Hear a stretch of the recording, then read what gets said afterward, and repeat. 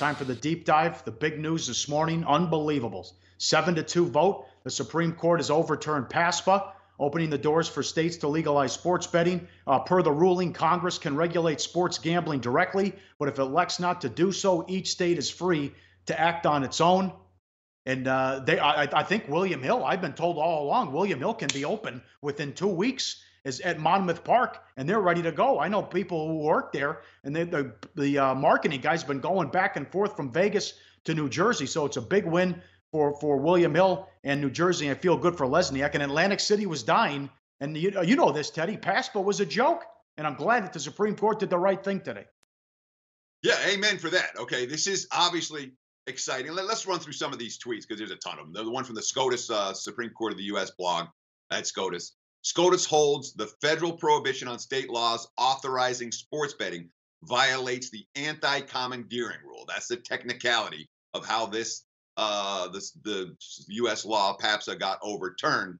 The anti-commandeering doctrine basically prohibits the federal government from commandeering state governments, more specifically from imposing targeted, affirmative, or coercive duties upon state legislators or executive officials. Bottom line, I'm not a legal expert, but the bottom line is this is overturned. It's the Supreme Court. It's not going back. David Payne Purdom. The federal prohibition on sports betting is over. Patrick Everson. Supreme Court finds in favor of New Jersey betting, sports betting case. 6 justices signed on for the majority, although there was a 7th justice, as you mentioned, who was also with the majority in that case. But, the Daniel Wallach tweet. U.S. Supreme Court rules that federal ban on state-sanctioned sports betting is unconstitutional. Decides in favor of New Jersey. This is the key. Floodgates now officially open for other states to allow sports betting. R.I.P. PASPA. PASPA was a stupid law. It took an unbelievable amount of time to overturn it. I'm with you on Lesniak as being a hero for every sports bettor in the country right now. And Chris Christie, because the fact is, they spent what? Probably $10 million of taxpayer money in New Jersey trying to get this thing overturned. And that's, when you talk about federal lawsuits against the states and state lawsuits against the feds, that's taxpayer dollars. So I appreciate it, taxpayers in New Jersey. Thanks for making our market so much bigger. All right, couple of things. Are the days of $1.10 gone? Everyone's going to have their hand in the cookie jar. That's been a big concern by many. You could limit the payout on parlays, or would the legal bookie continue to benefit because we might have to see $1.20, or they might raise this because everyone's going to want a piece of the pie. If -110 does not survive, every offshore is still going to be in business. Every bookie is still going to be in business. I can't, again, we're talking about government, so they will constantly make wrong decisions and be convinced by people that aren't experts what the right thing to do is.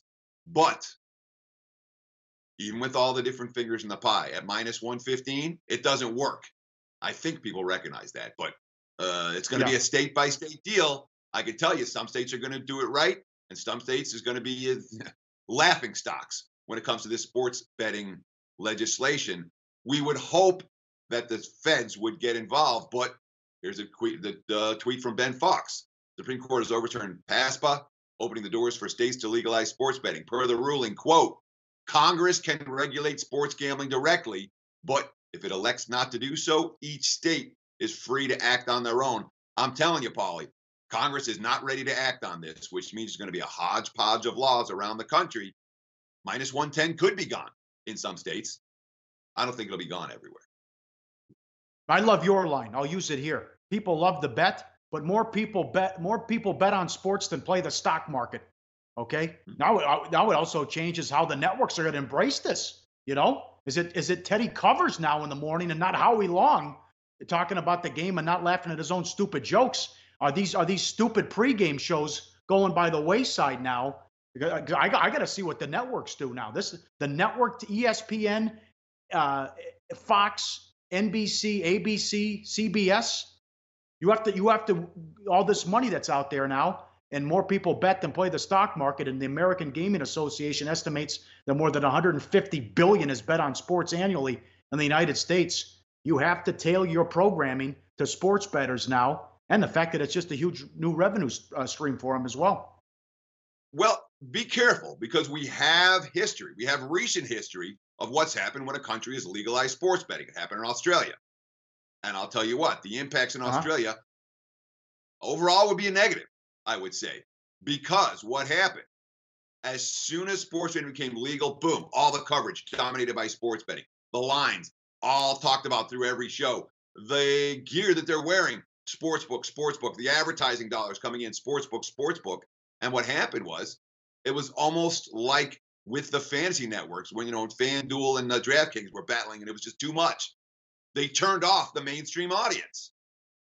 And long term, the numbers have started to decline in Australia for sports betting, for viewership.